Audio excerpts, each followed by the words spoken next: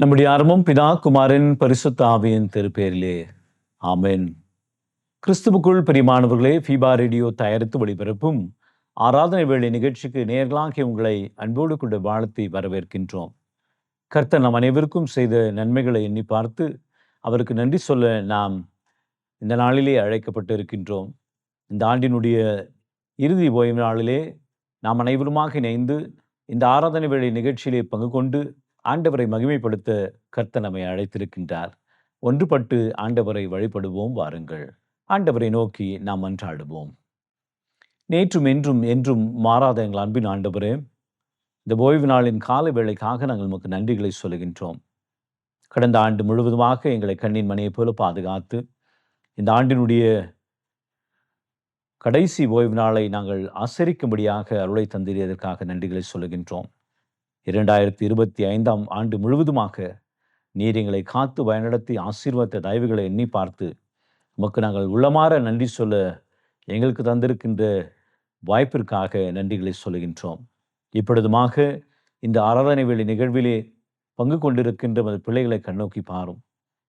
எந்த இடத்திலே கர்த்தாவே இந்த வார்த்தைகளை ஒழித்து கொண்டிருக்கின்றதோ அங்கெல்லாம் தேவனுடைய பிரசன்னம் இறங்கி, ஆவியானவர் இறங்கி அந்த பிள்ளைகளை ஆட்கொள்ளும்படியாக நாங்கள் செபிக்கின்றோம்.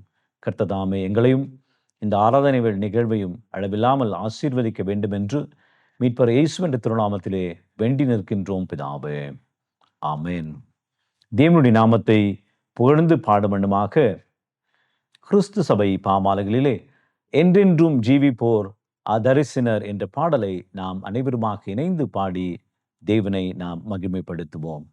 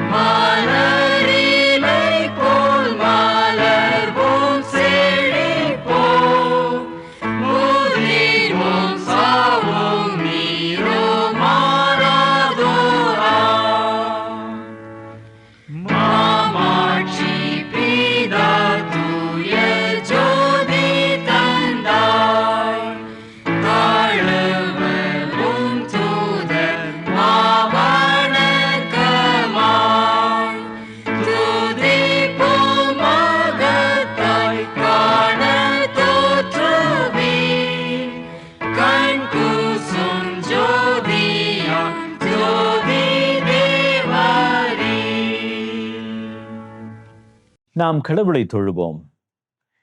கர்த்தரின் வாசல்களில் நன்றி அறிதலோடும் அவர் பிரகாரங்களில் துதியோடும் பிரவேசியுங்கள். அவருக்கு நன்றி செலுத்தி அவர் நாமத்தை ஸ்தோத்திரியுங்கள். கர்த்தர் நல்லவர், அவர் கிருபை என்றென்றும், அவர் உண்மை தலைமுறை தலைமுறைக்கும் உள்ளது. நம்மை உண்டாக்கின கர்த்தருக்கு முன்பாக நாம் பணிந்து குனிந்து முழங்கால் படியிட கடவோம் வாருங்கள். கர்த்தருடைய பர்வதத்தில் ஏறுபவர் யார்? அவருடைய பரிசுத்த ஸ்தலத்தில் நிற்பவர் யார்? நான் எழுந்து என் தகப்படத்திற்கு போய், தகப்பனே, புறத்திற்கு விரோதமாகும் ஒரு பார்வையிலும் பாவம் செய்தேன்.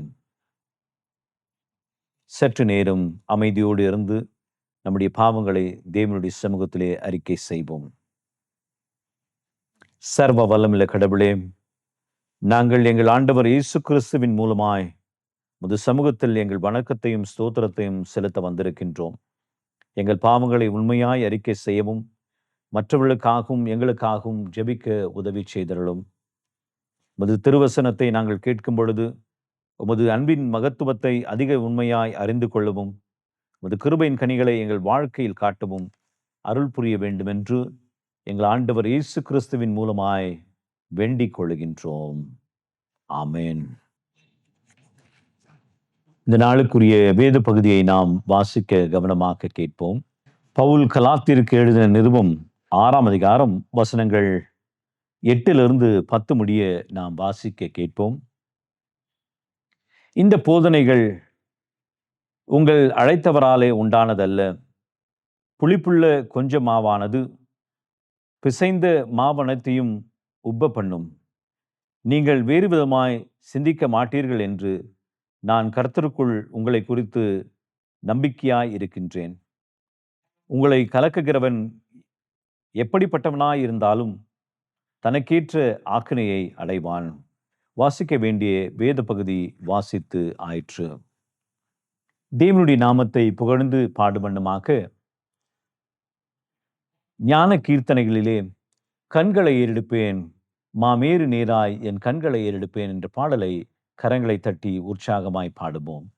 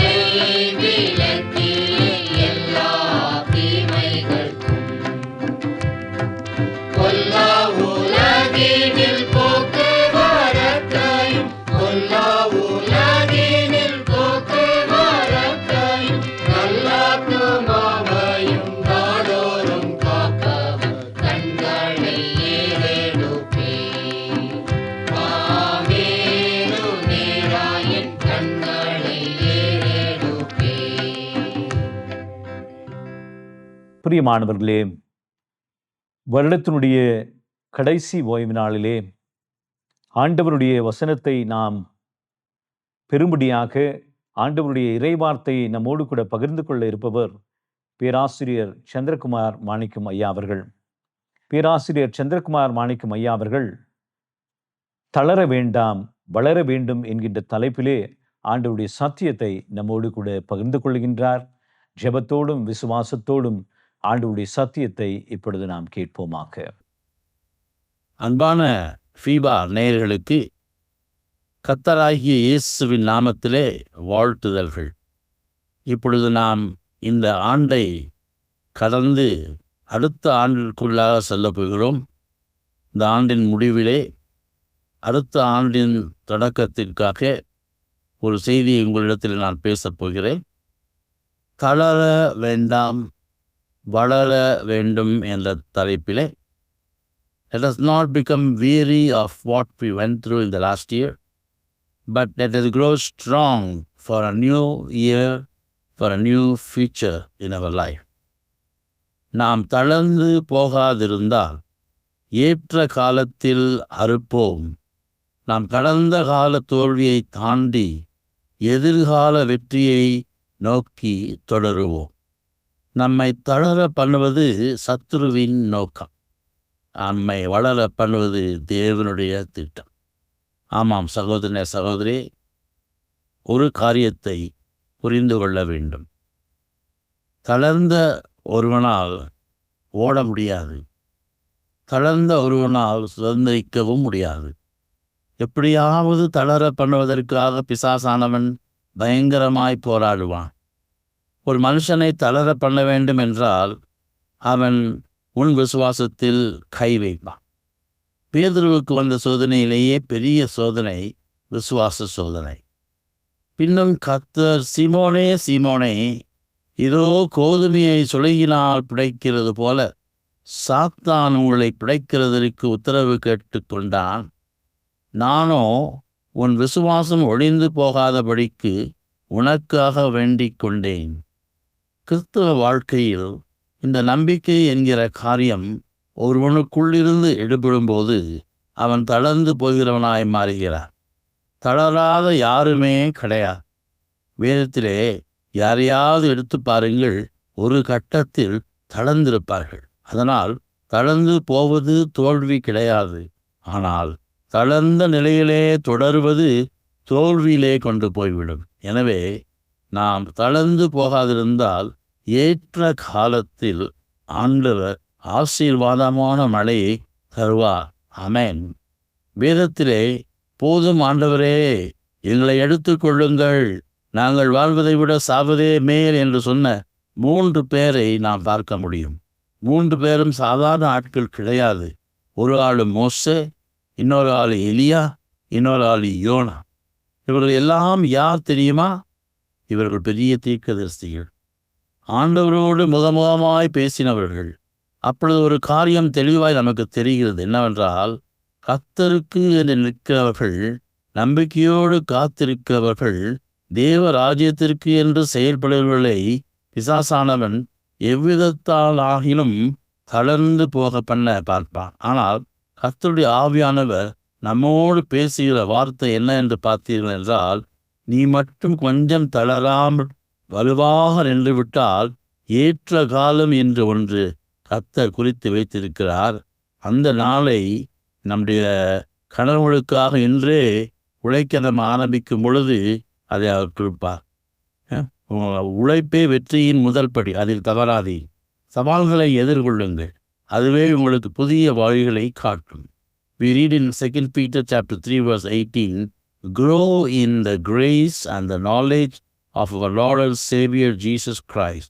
God is the ultimate source of growth and fruitfulness in our lives as we work together in harmony with Him. It is He who brings about the increase and blessings. 1 Corinthians chapter 3 verse 6 to 7. 2 பேதுரு 3:18 நம்முடைய கர்த்தரும் இரட்சகருமாகிய இயேசு கிறிஸ்துவின் கிருபையிலும் அவரை அறிகிற அறிவிலும் வளருங்கள் என்று சொல்லப்பட்டிருக்கிறது. ஏன் தளர்ந்து போகிறோம்? வேதத்தில் ஒரு சில சம்பவங்களை முன்வைக்க விரும்புகிறேன். 2 ராஜாக்கள் 6:5-6 2 Kings chapter 6 verse 5 and 6. ஐயோ ஆண்டவனே, இது இரவலாக வாங்கப்பட்டதே என்று கூறினான். தீர்க்கதரிசிகளின் புத்திரர் எலியா எலிசாவோடு கூடியிருக்கிறார். அவர்களுக்கு இடம் நெருக்கமாய் இருந்தது. அதை உணர்ந்து உடனே எல்லாரும் சொல்லுகிறார்கள், யோர்தான் மட்டும் போய் அவ்விடத்திலே நமக்கு ஒரு இடத்தை உண்டாக்குவதற்காக எல்லாரும் ஒவ்வொரு மரத்தை வெட்டி இடத்தை உண்டாக்குவதற்கு அனுமதி கேட்பார்கள். அப்படி அனுமதி கேட்கும்போது எலிசா சொல்லுகிறார், போங்கள் என்கிறார். உடனே எலிசாவையும் கூப்பிடுகிறார்கள். நீங்களும் எங்கள் கூட வாருங்கள் என்று கூப்பிடும்போது நானும் வருகிறேன் என்று சொல்லி இவர்களிடம் புறப்பட்டு போகிறார்கள். புறப்பட்டு போகும்போது எல்லாரும் மரத்தை வெட்டுகிறார்கள். ஒருவன் மாத்திரம் என்ன பண்ணுகிறான் என்றால், ஒரு கோடாரியை இன்னொருத்தனிடம் இருந்து இரவலாக வாங்குகிறான். ஒரு நல்ல திட்டத்திற்காக கால் எடுத்து வைக்கிறார்கள். ஒரு நல்ல காரியத்திற்காக ஒரு இடத்திலிருந்து இன்னொரு இடத்திற்கு மாறுகிறார்கள். எதற்கு அப்படி என்றால், நெருக்கமாய் இருக்கிறதுனாலே. ஒரு விசாலத்திலே கால் எடுத்து வைக்கிறார்கள். என்றைக்குமே புரிந்து கொள்ளுங்கள் சகோதரனே, சகோதரியே, நாம் ஒரு நிலையில் இருக்கிறோம் தெரியுமா? அதில் இருக்கிற வரைக்கும் சத்துரு கை வைக்கவே மாட்டான். எப்பொழுது நாம் அடுத்த நிலையை நோக்கி கால் எடுத்து வைக்க தொடங்குகிறோமோ அங்குதான் பிரச்சனை தொடரும். வேதம் சொல்லுகிறது, யோசேப்பு கனிதரும் செடி, அவன் கொடி சுவர் மேல் படுறம். எப்பொழுது யோசேப்பின் கொடி சுவர் மேல் படுகிறதோ அடுத்த வார்த்தை என்ன இருக்கு தெரியுமா? வில்வீரர் அவனை மனமடிவாக்குவார்கள். உங்கள் முன்பாக மதில் பெருக பெருக உங்களுடைய வளர்ச்சியின் அளவு கூடிக்கொண்டே இருக்கும். ஒரு நல்ல காரியத்திற்காக அனுமதியோடு புறப்பட்டு போகிறார்கள்.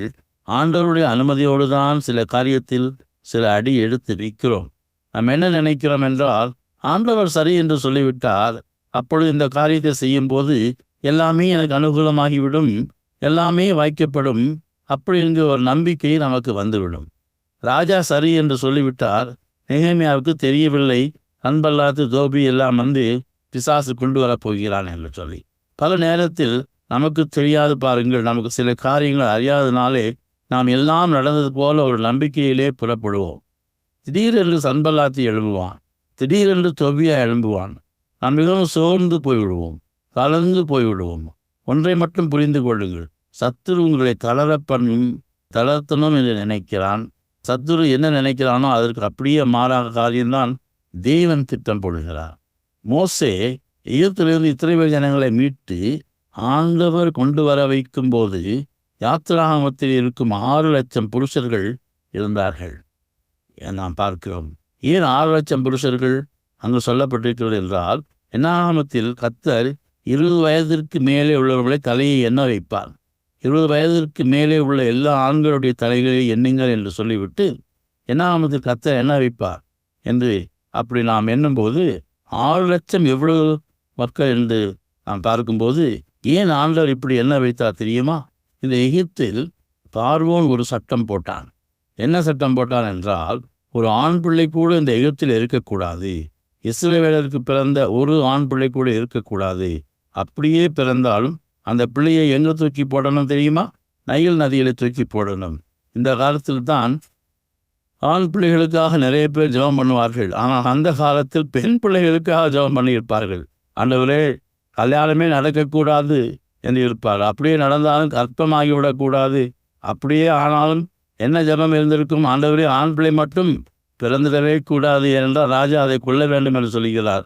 ஆகவே அவர்கள் அங்கே பெண் பிள்ளைகளுக்காக அதிகமாக ஜெபித்திருக்கிறார்கள். ஆகவே இங்கே நான் பார்க்கும் பொழுது இப்படி இருக்கிற சூழ்நிலையிலே இங்கே கர்த்தர் என்ன வைக்கும் பொழுது அவர்கள் எகிப்திலிருந்து வெளியே வரும் பொழுது மோசே எண்ணி பார்த்ததில் 6 லட்சம் ப்ளஸ் இருக்கிறார்கள். எந்த இடத்தில் ஒரு பிள்ளை கூட வாழக்கூடாது என்று சொல்லி பார்வோம் சட்டம் போட்டானோ அதே இடத்தில் 6 லட்சம் பேரை கர்த்தர் வளர வைக்கிறார். இதுதான் கர்த்தர் செய்கிற காரியம். நம்மை தளர விடாதபடிக்கு ஒரு நாளும் ஆண்டவர் நம்மை தளர விடமாட்டார், ஆனால் வளர வைப்பார். இப்பொழுது இரவல் வாங்கி வெட்ட ஆரம்பிக்கிறார். அந்த மனிதன் முதல் வெட்டு மரத்தில் விழுதுகிறது, 2வது வெட்டு மரத்தில் விழுகிறது, 3வது வெட்டுக்கு ஓங்கியினால் கோடாரி கையிலிருந்து நழுவி எங்கு விழுகிறது? தண்ணீரில் விழுகிறது. ஏன் கையிலிருந்து வழுவி தண்ணீர் விழுகிறது? பழக்கம் இல்லை. நிறைய காரியம் நமக்கு பழக்கம் இல்லை. பழக்கம் இல்லாத நம்மை வைத்துதான் நிறைய காரியத்தை கர்த்தர் துவங்குகிறார். சவுலுடைய வஸ்திரத்தை தாவீது போட்டு நடந்து பார்க்கிறான். அவனுக்கு என்ன இல்லை? பழக்கம் இல்லை. பழக்கம் இல்லாத ஒரு காரியத்தை செய்ய பொழுது கோலியாத் போன்றவர்கள் நகைக்கதான் செய்வார்கள். எலிசா கேட்கிறார், அந்த கோண்டாரி எங்கே விழுந்தது என்று கேட்டார். அவன் அந்த இடத்தை காண்பித்தான். எந்த இடத்தில் என் ஜெப வாழ்க்கை போயிடுச்சோ, எந்த இடத்தில் என் ஆவிக்குரிய தரிசன பார்வை போனதோ, எந்த இடத்தில் நான் மற்றவர்களைப் போல பார்க்க ஆரம்பித்தேனோ, எந்த இடத்தில் நான் சோர்ந்து போனேனோ, எந்த இடத்தில் நான் தளர்ந்து போனேனோ அந்த இடத்தில் நான் தொய்ந்து போகிறேன். எந்த இடத்தில் நான் தொய்ந்து போக ஆரம்பித்தேனோ அந்த இடத்தை நான் ஆண்டவருக்கு காட்டி கொடுக்கணும். ஆண்டவரே, இந்த ஒரு காரியம் கர்த்தருக்கு மாத்திரம் மகிமை உண்டாகட்டும் என்று நான் சொல்ல விரும்புகிறேன். ஆண்டவரே, நான் இங்கே விழுந்து போனேன், இங்கே தொய்ந்து போனேன் என்று நான் சொல்லும் பொழுது அவர் நம்முடைய காரியங்களை எடுத்து நமக்கு கொடுக்கிறார். அவர் காண்பித்தா, அந்த இடத்த காண்பிச்சா, எங்கே போட்டேன்னு. அப்போது எலிசா என்ன செய்கிறார் தெரியுமா? ஒரு கொம்பை வெட்டி அதை அங்கே எரிந்து அந்த கோடாரியை மிதக்க பண்ணுகிறார். இரும்பு தண்ணீரில் மிதக்குமாயா? மிதக்காது. இது நம்முடைய அறிவு சொல்லுகிறது. விசுவாசம் என்பது என்ன தெரியுமா? அறிவிற்கும் அப்பாற்பட்டது. அல்லேலூயா. புரியும்படி சொல்கிறேன். கண்ணில் மண்ணை எடுத்து போட்டால் கண்கள் பார்க்க முடியாது. ஆனால் ஆண்டவர் என்ன சொல்கிறாரு? ஏசாமி அந்த குருட்டனுடைய கண்ணில் மண்ணை போடுங்கன்னு சொல்கிறாரு. அப்பொழுது அவன் கண் தெளிவாகி கண் பார்க்கிறான். ஆகவே அவருடைய செயல் வேறு விதமாக இருக்கிறது. ஆமாம், என்னுடைய நினைவுகள் உன்னுடைய நினைவுகள் அல்ல, என்னுடைய செயல்கள் உன்னுடைய செயல்கள்னு சொல்லுகிறாரு. பார்க்கிறவர்கள் அது பைத்தியமாக தெரியும். ஆனால் கர்த்தர் எல்லாவற்றையும் ஒரு குறிக்கோளோடு கூட செய்கிறார். இங்கே நாம் பார்க்கிறோம், எலிசா ஒரு கம்பை தூக்கி போடுகிறார். அந்த இரும்பு மிதக்கிறது. அந்த இடத்தில் எந்த இடத்தில் இருந்ததோ அதே இடத்திலிருந்து மீண்டும் அதை மேலே கொண்டு வருகிறார். மேலே கொண்டு வந்ததும் அடுத்த வார்த்தை நாம் பார்க்கிறோம். அதை எடுத்துக்கொள்ள யாரிடம் சொல்லுகிறார்? யார் கையிலிருந்து விழுந்ததோ அவனையே எடுத்துக்கொள்ள வைக்கிறார். ஆமேன். அந்த இடத்தில் நானாக இருந்தால் என்ன சொல்லியிருப்பேன்? உனக்கு தான் பழக்கம் இல்லையே அல்லவா? தீர்க்கதரிசி புத்தகம் நிறைய பேர் இருக்கிறாங்க, நீ ஒதுங்கி நான் இன்னொரு ஆளை பார்த்து அவனிடத்திலே கொடுக்குறேன், அவன் வெட்டுவான்னு சொல்லி.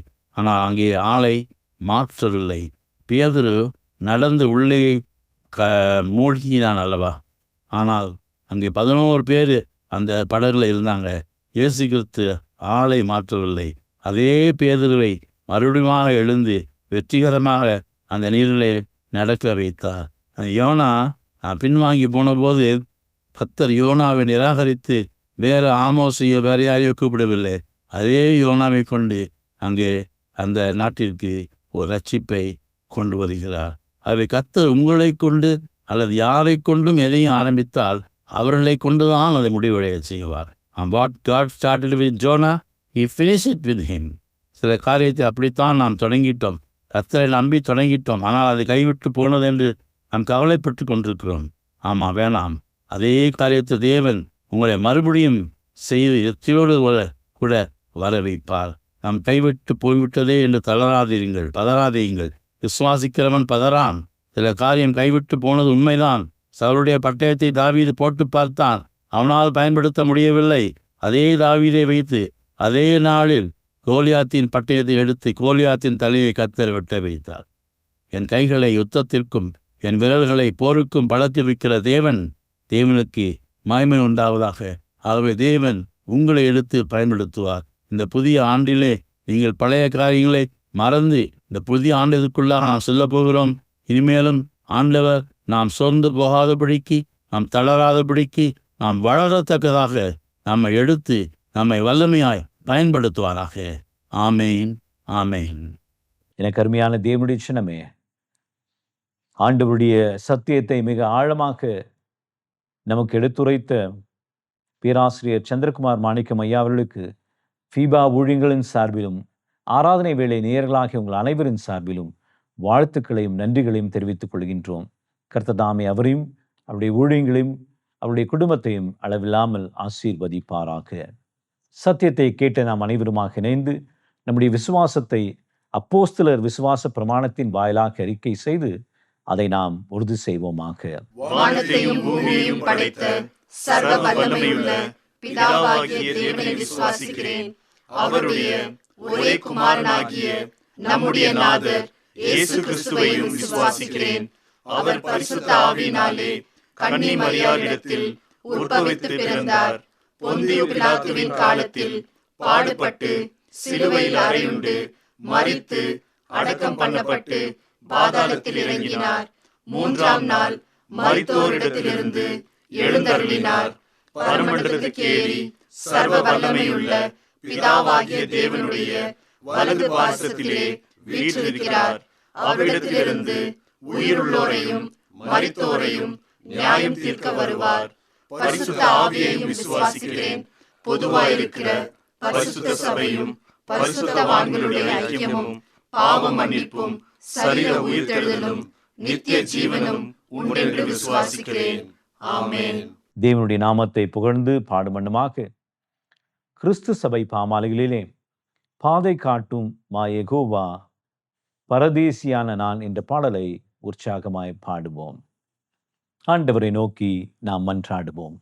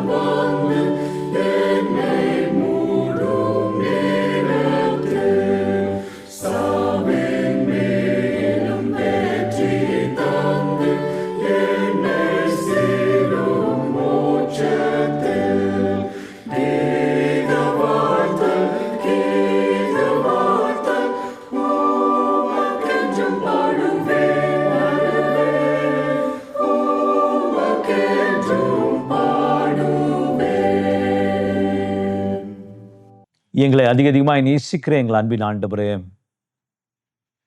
2025ஆம் ஆண்டினுடைய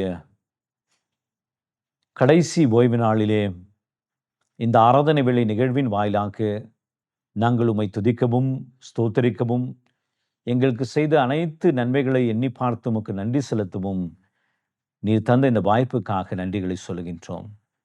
ஆம் ஆண்டவரே, 12 மாதங்கள் நீர் எங்களை தாங்கி ஏந்து தப்புவித்து சுமந்து வந்த தயவுக்காக நன்றிகளை சொல்லுகின்றோம். கேட்ட அனைத்து காரியத்தையும் ஏற்ற வேளையிலே எங்களுக்கு தந்த தயவுக்காக உமக்கு கொடான கொடி ஸ்தோத்திரத்தை எடுக்கின்றோம்.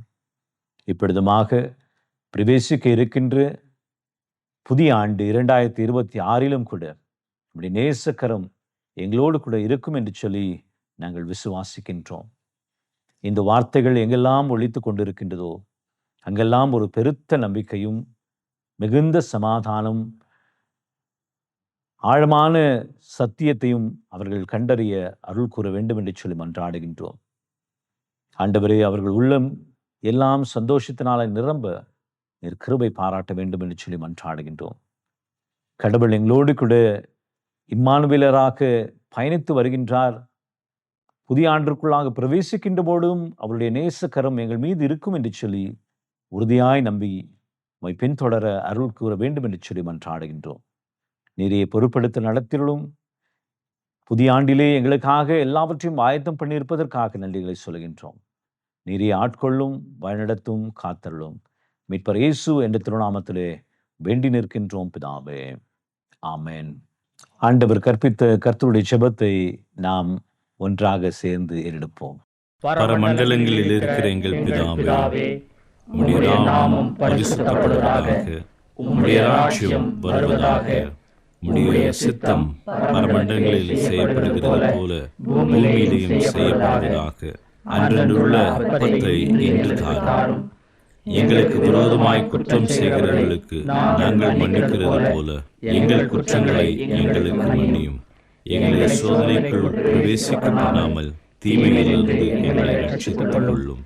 ராஜ்யமும் வல்லமையும் மகிமையும் என்றென்றைக்கும் உடையவைகளே. ஆமென். ஆண்டவருடைய ஆசீர்வாதத்தை விசுவாசத்தோடு கூட நாம் பெற்றுக்கொள்வோம். நம்முடைய ஆண்டவராகிய இயேசு கிறிஸ்துவினுடைய கிருபை, பிதாவாகிய தேவனுடைய அன்பு, பரிசுத்தாவினுடைய ஐக்கியம், வழிநடத்துதல், ஆசீர்வாதம் நம்மோடும் நம்முடைய குடும்பத்தோடும் பிரவேசிக்க இருக்கின்ற புதிய ஆண்டோடும் பெற இருக்கின்ற எல்லா ஆசீர்வாதங்களுடனும் இன்றும் என்றும் சதா காலங்களிலும் தங்கி நிலைத்து இருப்பதாக. ஆமென்.